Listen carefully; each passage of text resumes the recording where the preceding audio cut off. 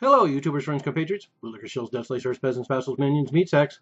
I'm Useful Idiot. Welcome. And let's go to Italy today because Italy's still imploding. These last couple of weeks have been really fascinating. And now with the failure of this constitutional reform referendum, things are really getting interesting. And I've done a number of videos following the implosion of European banks, and specifically the ones in Italy. And so the 30 or 40 people that actually watch my videos on Italian banks imploding know that I've kept on top of this. So I'm just going to talk about the most recent stories right now.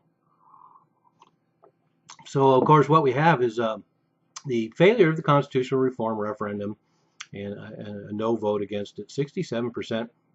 And Prime Minister Matteo Renzi has resigned. Now we've already got a fourth technocrat running the government right now, and not really a big deal right now because the political, economic, and financial stability of Italy has kind of been up and down for quite some time. In fact, Italy's had 65 different governments since 1945, but within the context of the Eurozone, of course, things get a lot more complicated, and so now we have the fact that Italian banks are failing, and now this referendum is not going to create the right terms in order to facilitate easy bank rescues.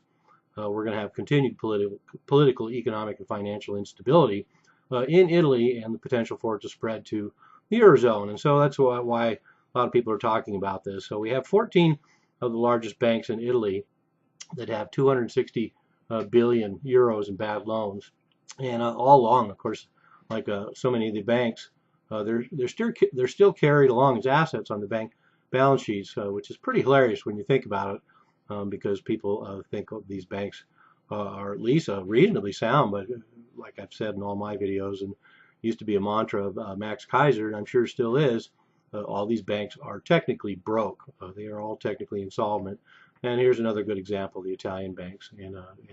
And the third largest Italian bank, which is in the headlines now, Monte dei Paschi, has already collapsed twice. So we're talking about a third rescue here, and pretty ridiculous that they're talking about scrounging up 5 or 6 billion euros to address, over nearly 300 billion euros in bad assets. But that's how it works with the banking industry. They're highly leveraged, and they only need pennies to fix problems for hundreds of millions and billions of dollars and euros.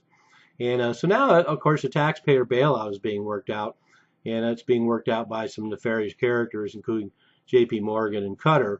And so they're trying to get Qatar in there, and it's just not gelling. And of course, this referendum going down is going to complicate matters more, and it's going to be harder and harder to put this deal together as Italy's debt costs more and more. But the referendum would, generally speaking, centralize power back from the regions, and the Senate would be subordinate to the Parliament. And if you want to know more of the details about exactly what the referendum is about, the articles I'm sourcing are posted below the video.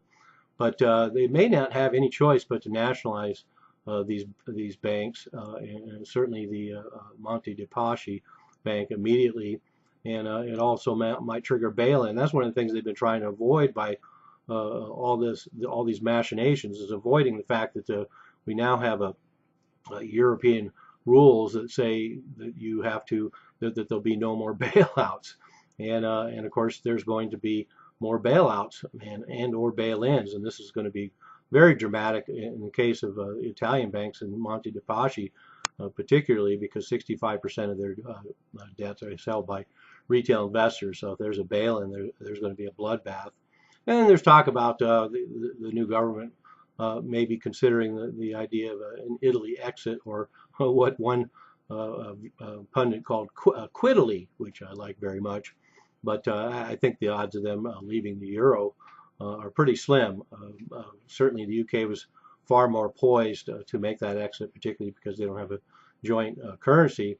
But Italy does, so it would be very complicated. But the government's asking for more time till January to fix the Monte dei Paschi bank, but they're already getting turned down, at least for the time being. But all the machinations are in place, so we're going to keep our eyes open for another dramatic bailout, or even more dramatically, possibly a bail-in, but even the possibility of contagion and more calamity in the Eurozone right now. So, and one of the other things that need to point out, of course, with the falling of Renzi and that government, Mish put a good list together of everybody that's gone now. So Cameron in the UK is gone, Sarkozy in France is gone, Hollande in France is gone, Hillary and Clinton, even though she wasn't the president, she thought she was, she's gone, and Renzi in Italy is now gone, and of course Merkel in Germany is pending. So this further effects in Italy could certainly have further effect on Merkel, but if it change over there, then